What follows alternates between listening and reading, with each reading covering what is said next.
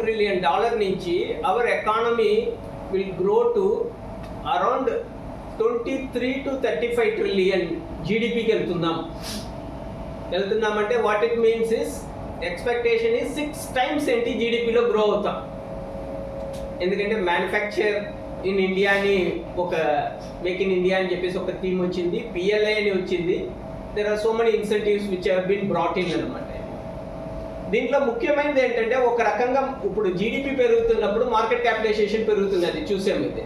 కానీ మనకి ముఖ్యంగా చూసుకోవాల్సింది ఇదే, ఈ సైడ్లో ఉన్నాయి చూసారా, ఇదేంటంటే పెర్ క్యాపిటా ఇన్కమ్ అంటాము.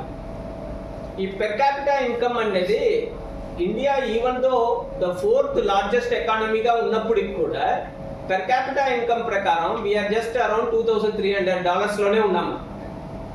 మనకి పాపులేషన్ ఉన్నది, సో అందుకని we are able to become a bigger entity.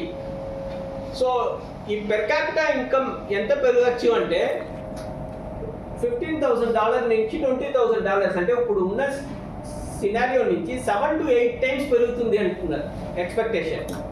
There are some developed countries, ఆ డెవలప్డ్ కంట్రీస్ ఏంటి $30,000 to $35,000 ఉన్నారన్నమాట per capita income. Per capita income అంటే ఏంటి, ఒక ఫ్యామిలీకి ఏం ఇన్కమ్ ఫర్ ఏ ఇయర్ అని చెప్పేసి చూడటం అనమాట, యాడ్ స్టిక్. సో అది పెరుగుతున్నప్పుడు ఏం లాభం, ఒకటి ఏంటి కన్సంప్షన్ పెరుగుతుంది పెర్ క్యాపిటా అనేది సరే. సో ఇందులో ఏంటంటే ఇండియన్ ఫ్యామిలీ సిస్టమ్ ఎలాగంటే జనరలీ ఏంటంటే 4 members is considered as a family and 4